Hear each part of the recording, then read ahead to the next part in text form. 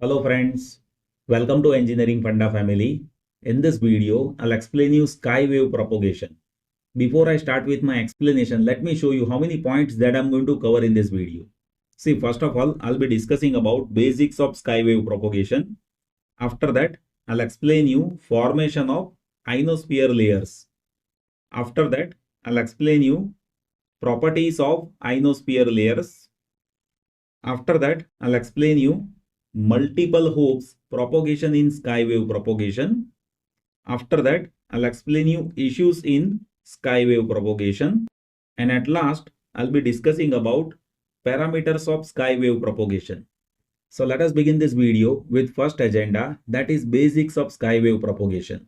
Sky wave propagation happens due to ionosphere present in sky. First of all, I'll explain you how sky wave propagation happens.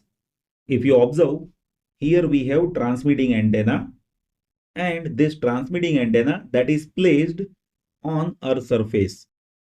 And in sky, here we have ionosphere. Inside ionosphere, we have different layers. Like nearest to the Earth is having D layer. After that, we have E layer, F1 layer, and F2 layer. Here, when we transmit signal from this transmitting antenna, at that time it will go towards sky. And from ionosphere, signal will get reflected back to Earth over here in sky wave propagation. If you talk about reflection, then it is appearing like reflection, but practically refraction phenomenon is happening. Let me explain you how. If I say here we have two different mediums, let us say here we have medium 1 that is having refractive index N1, and here we have second medium that is having refractive index N2, and we will be sending EM wave. Let us assume here we are having incident wave that is having angle theta 1, and as if I say refractive index N2 is greater than N1, then there will be bending of EM waves, and here you will be having angle theta 2.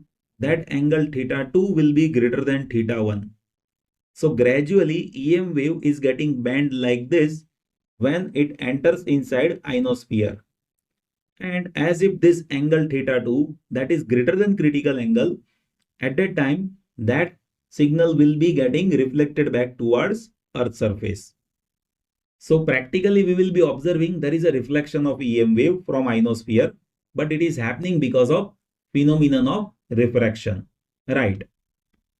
Here this sky wave propagation that happens with the frequency range of 2 MHz to 30 MHz. Below 2 MHz, there will be ground wave propagation. In ground wave propagation, EM waves will be traveling along with the Earth surface. There will be bending of EM waves with respect to Earth surface. So we cannot use frequencies below 2 MHz. From 2 MHz to 30 MHz, when we transmit signals, at that time there will be EM waves that is getting reflected back from the ionosphere. But if you have frequency beyond 30 MHz, then this EM wave will be getting penetrated inside this ionosphere and it will go in space. So for skywave propagation, we should be having frequency range from 2 MHz to 30 MHz. See, skywave propagation, that is also known as short wave propagation. The reason is here we will be transmitting frequency that is 2 MHz to 30 MHz. That is also known as short range frequency.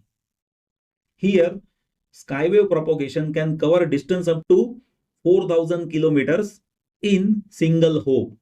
So that is quite large compared to ground wave propagation. The reason is we will be transmitting EM waves towards sky, and from sky it is getting reflected back to Earth surface.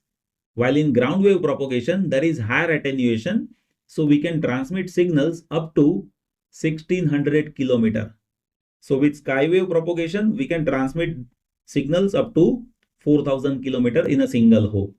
Now I'll explain you how we have formation of layers with ionospheric layers. In ionosphere we will be having ionospheric layers. and those ionospheric layers are getting formed because of energy radiated by sun. Sun is radiating highly energized cosmic rays.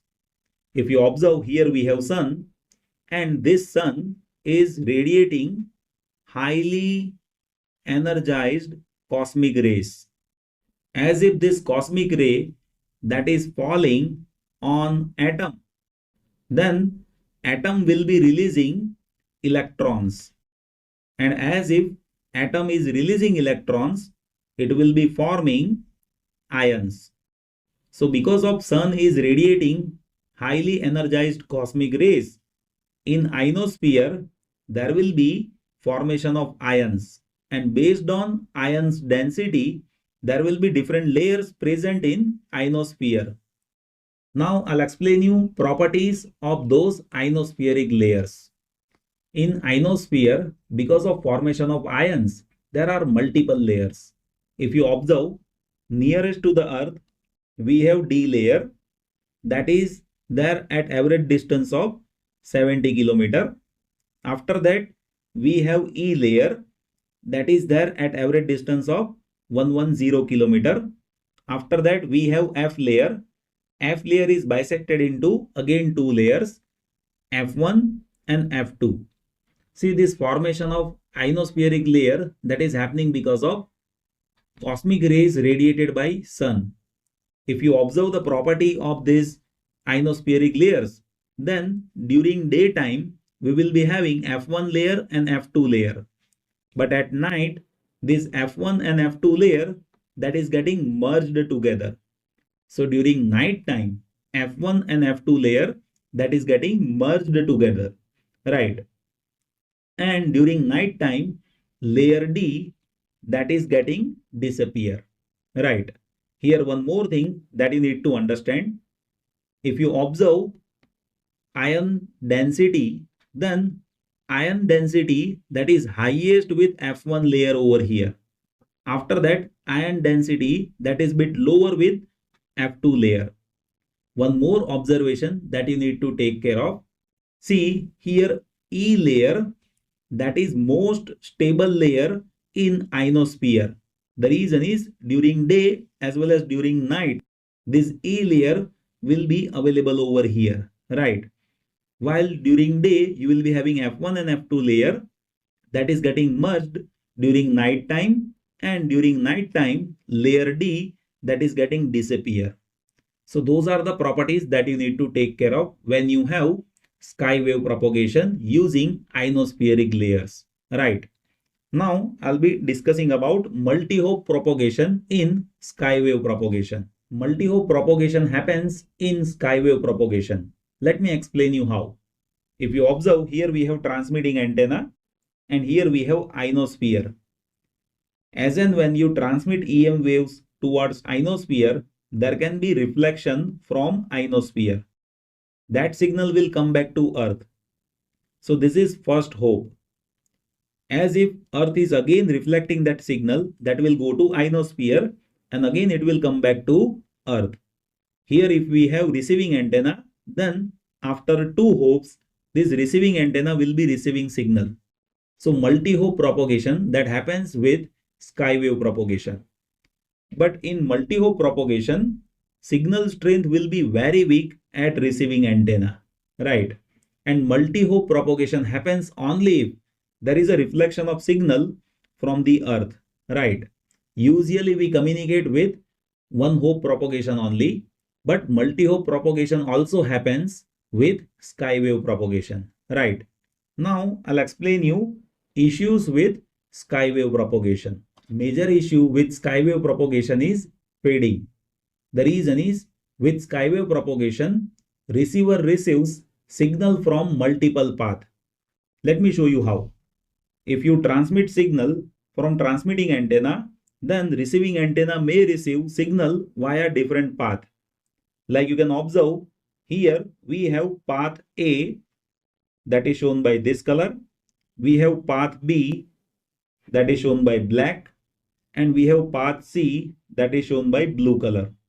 Here path A is having shortest path length path B is having bit more path length, and path C that is happening because of multi-hop propagation.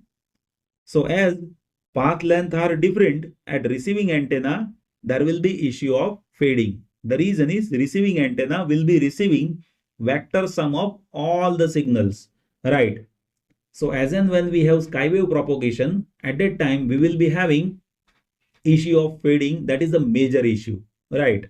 Now I'll be discussing about parameters of skywave propagation. Skywave propagation depends on two major parameters.